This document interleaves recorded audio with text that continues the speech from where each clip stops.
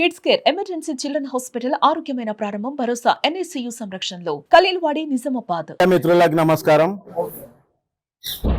నిన్నటి రోజు ఆదివారం ఆర్మూర్లో ఒక Buddar Khan Pandu alias Jeevan Reddy press meet పెట్టిండు. ఆ ప్రెస్ మీట్లో ఏదైతే మాట్లాడిండో మోర్ దెన్ 95% అబద్ధాలు. దొంగే అంటున్నాడు. అసలు మొదటి దొంగ ఆర్మూర్ నియోజకవర్గానికి జీవన్ రెడ్డి, వాని అనుచర గుణం. అయితే నిన్నటి రోజు అక్కడ ఉన్న వాళ్ళల్లో కూడా వీడు మాట్లాడుతుండు, కానీ వాళ్ళందరికీ కూడా భయం ఒక పక్కకి.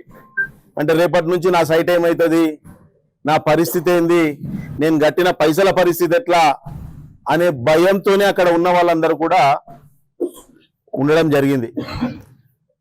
ఆదివారం రోజు ఒక పెద్ద కామెడీ ఆర్మూర్కి, పాండు గాంధీ పెద్ద కామెడీ. ఇక దాంట్లో వాడు జనతా గ్యారేజ్ అనే పదం వాడిండు. ఫస్ట్ జనతా గ్యారేజ్ అంటే వానికి అసలు అర్థం అవుతుందా మరి ఏందా నాకు అర్థం కావట్లే. జనతా గ్యారేజ్ అంటే ప్రజలకి ఎవరికన్నా సమస్య ఉంటే ఇంటికి పిలిచి ఆ సమస్యల్ని తీర్చాల. కానీ ఈ పాండుగాడు ఎట్లా అంటే, ఎవడైతే ఈయనని నమ్మి వస్తాడో, ఎవడైతే ఈ దొంగని నమ్మి వస్తాడో వాళ్ళందరినీ కూడా ఖతం చేయడమే పాండుగారి కార్యక్రమం. వాడు కుమార్ చికెన్ అన్నాడు, లేకపోతే మూరం అన్నాడు, శాండ్ అన్నాడు, ఇంకా ఆనంద్ హాస్పిటల్, గౌతమి హాస్పిటల్, ఆద్య హాస్పిటల్ అని చెప్పి రకరకాలుగా మాట్లాడిండు. దాంట్లో ఫస్ట్ కుమార్ చికెన్ మాట్లాడినా, ఆయన అన్న హైదరాబాద్లో ఉన్నా అన్న అట్లెట్లా మాట్లాడతాడన్నా అన్నాడు. అసలు నువ్వు నాకు తెలిసారా బాబు అని అడిగిన. వాడి నంబర్ కూడా లేదు, మా అధ్యక్షుడి దగ్గర తీసుకొని ఆయనకు మాట్లాడినా. దాని తర్వాత ఆనంద్, ఎవరైతే ఈయనకి ప్రధాన అనుచరుడో ఆనంద్ హాస్పిటల్, ఆయనకు ఫోన్ చేసిన. అన్న నేను వారం అయింది వినయ్ దుబాయ్కి వచ్చిన, నేను వచ్చినాక మాట్లాడతా, వాడెట్లా మాట్లాడతాడు నా గురించి అని ఆయన మాట్లాడిండు. ఇక రాకేష్ ఇడ్లీ అన్నాడు, నెక్స్ట్ మొరము ఇస్కా అన్నాడు. ఇయ్యాలటికి కూడా ఆర్మూర్ నియోజకవర్గంలో మొరం ఎక్కడ నడుస్తుంది అంటే ఆయన అనుచరులే నడుస్తుంది. ఈరోజు కూడా యాజ్ ఆన్ టుడే పిప్రి దగ్గర నడుస్తుంది, మధు అనేటైనది నడుస్తుంది. ఆయనని ఎప్పుడైనా కలిసిందేమో కనుక్కోండి. నెక్స్ట్ మాక్లూర్ ఏరియాలో ఒకటి నడుస్తుంది. ఇస్కా అన్నాడు. వానికి హౌలాగానికి ఇస్కా అనేదానికి అసలు వానికి ఏమైనా తెలివి ఉందా అని అడుగుతున్నా నేను.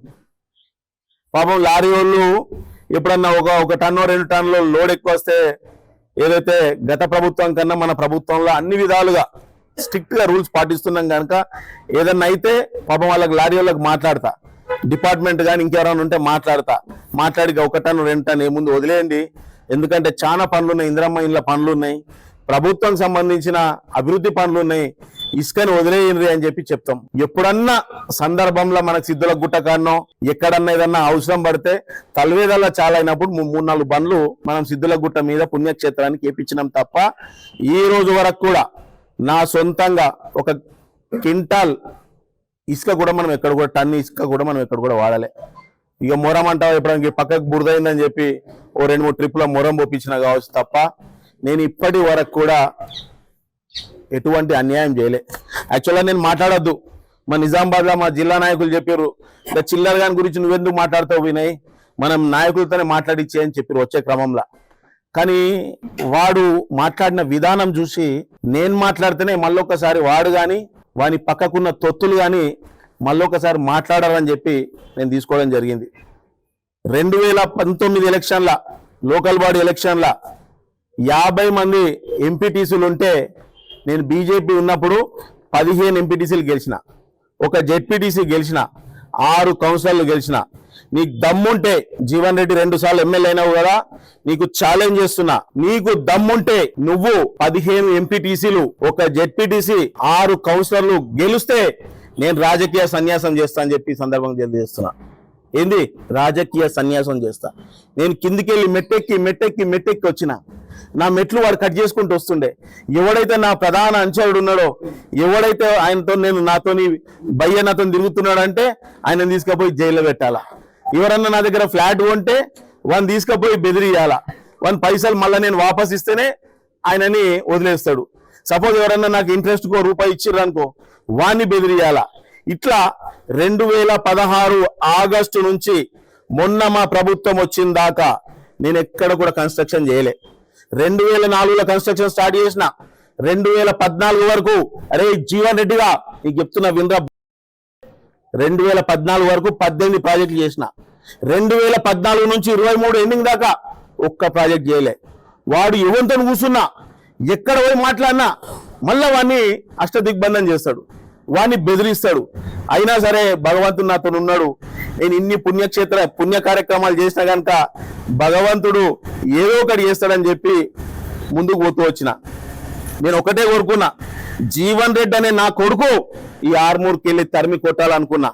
బరాబర్ వాడిని 3వ స్థానానికి పంపించినాం. ప్రజలు చాలా సంతోషంగా ఉన్నారు. గత 2 సంవత్సరాలుగా ప్రజలు, ఆర్మూర్ ప్రజలు, మీడియా మిత్రులు కానీ ఎవరైనా సరే అధికారులు కానీ చాలా సంతోషంగా ఉన్నారు.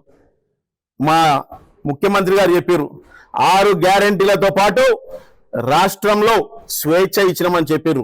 రాష్ట్రంలో ఎక్కడొచ్చిందో నాకు తెలియదు కానీ నా నియోజకవర్గ ప్రజలకి స్వేచ్ఛ అనేది నాకు కనబడుతుందని చెప్పి ఈ సందర్భంగా తెలియజేస్తున్నా.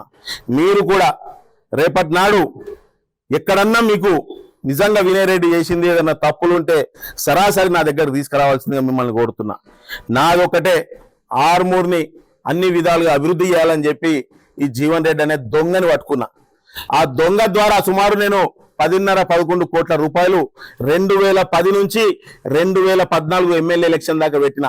2013లో న్యూ ఇయర్ సంతోష్ ఎవరైతే కేసీఆర్ దత్తపుత్రుడు ఉన్నాడో, కవిత ఎవరైతే మాజీ పార్లమెంట్ సభ్యురాలు ఎమ్మెల్సీ ఉందో, నా ఫామ్ హౌస్ లా వాళ్ళు న్యూ ఇయర్ సెలబ్రేషన్ చేసుకున్నారు. అది నాది. వీడు చెప్తాడు మీ నాన్న ఎట్లా పెట్టిండో, పీవీఆర్ అంటే ఏందది, పీవీఆర్ అంటే పైసా వసూలు రెడ్డి అట. ఆడు ముండ కొడుకు నన్ను ఎన్నోసార్లు కాళ్ళు మొక్కిండు. ఒకవేళ ఇట్లా వస్తే కాళ్ళు మొక్కి పక్కకు కూర్చుంటుండే. వాళ్ళ తల్లి కానీ వాళ్ళ ఇంటోళ్ళు కానీ వాడిని ఏ రోజు నమ్మలే. వాని సొంత తమ్ముడు నమ్మలేదు బ్రదర్స్, సొంత తమ్ముడు. నేను ఎలక్షన్ సమయంలో నేను ఎప్పుడన్నా ఎలక్షన్లో ఏదన్నా హైదరాబాద్లో అడ్జస్ట్మెంట్ కోసం హైదరాబాద్ పోతే నేను వచ్చేదాకా ఇస్తరాకులు ఉండయి. బియ్యం అయిపోయినాయా, బియ్యం ఉండదు. అంటే వాళ్ళు ఏ ఫీలింగ్ ఉంటారంటే వినయ్ రెడ్డి పోటీ చేస్తున్నాడు ఫీలింగ్ లో వాళ్ళ తల్లి కానీ పెళ్ళాం కానీ ఇంకొకళ్ళు కానీ ఉంటారు. ఇక వాని తమ్ముడైతే వారం రోజుల దాకా ఎలక్షన్లు ఉన్నాయంటేనే మెల్లగా స్మెల్ వచ్చింది. అరే అన్నగారు గెలిచేటట్టున్నాడు అని చెప్పి వాడి ఇంటికి మెల్లగా పొద్దున 4:30కి లేచి బొట్టు పెట్టుకొని గుడికి పోయినట్టు డ్రామా చేసి 6-7 పేపర్లు పట్టుకొని మన ఇంటికి వస్తుండే, జీవన్ రెడ్డి గారి ఇంటికి వస్తుండే. అయితే ఎందుకు చెప్తున్నా అంటే వాళ్ళు వాని తమ్ముడు కానీ వాళ్ళు కానీ ఇంకెవడన్నా సరే నా కాళ్ళు మొక్కినోళ్ళు. నేను వాని కోసం అమ్మిన ఆస్తులు ఈ రోజు మార్కెట్లో నేను కొనాలంటే సుమారు 125 నుంచి 150 కోట్ల రూపాయలు ఈ రోజు నా ప్రాపర్టీ విలువ. నేను ఈ రోజు వరకు మీకు చెప్తున్నా బ్రదర్స్, రైతు బంధు అంటే ఎట్లా ఉంటుందో నాకు తెలియదు. నాకు 72 ఎకరాలు ఉండే 14 వరకు ఆ దరిద్రుడు చేయడం వల్ల ఒకటి నేను ఎక్కడైతే హామీలు ఇచ్చుకుంటూ వచ్చినానో అందరినీ పిలుచుకుంటా, సైట్లు అయితే సైట్, భూమి అయితే భూమి, ఇంకోటి అయితే ఇంకొకటి అన్ని ఇచ్చి ప్రతి ఒక్కరిని కూడా క్లియర్ చేసుకున్నా. నేను ఆ దరిద్రుడు ఇయ్యాలకి ఒక 100 మందికి పేమెంట్లు ఇవ్వాల. వాళ్ళందరికీ చెప్తున్నా మీరు రండి, నేను మిమ్మల్ని ముఖ్యమంత్రి దగ్గర తీసుకొని పోతా అని చెప్పి ఈ సందర్భంగా తెలియజేస్తున్నా. భక్తుల గుట్టుంది 16 ఎకరాలు రిజిస్ట్రేషన్ చేసుకున్నాడు రాత్రి 2016లో. ఇంకొక 16-18 ఎకరాలు పహానీలా లెక్కించుకున్నారు. ఇంకా నేను దాని జోలికి పోలే. వాడు నిన్ననే నన్ను మేల్కొల్పిండు, నువ్వు నన్ను వట్టి వదిలేసినావు, నేను బలాదురు తిరుగుతున్నాయిరా అని చెప్పి నిన్న రోజు నన్ను మేలు కోల్పిండని చెప్పి ఈ సందర్భంగా తెలియజేస్తున్నా. అనుకుంటుకుంటూ కావచ్చు వాడు కానీ వాడి పక్కకున్న తొత్తులు కానీ ఎవడైనా డ్రామాలు చేస్తే, ఆర్మూర్ల కబ్జాలు ఇంకొకటి అని చెప్పి చేస్తే ఎవరిని కూడా ఉపేక్షించేది లేదు. కాంగ్రెస్ ప్రభుత్వం ప్రజాపాలన తప్పకుండా ప్రజల వద్దకి తీసుకెళ్తాం కనుక మిమ్మల్ని ఎవరిని కూడా ఇష్టపెట్టా అని చెప్పి ఈ సందర్భంగా తెలియజేస్తున్నా.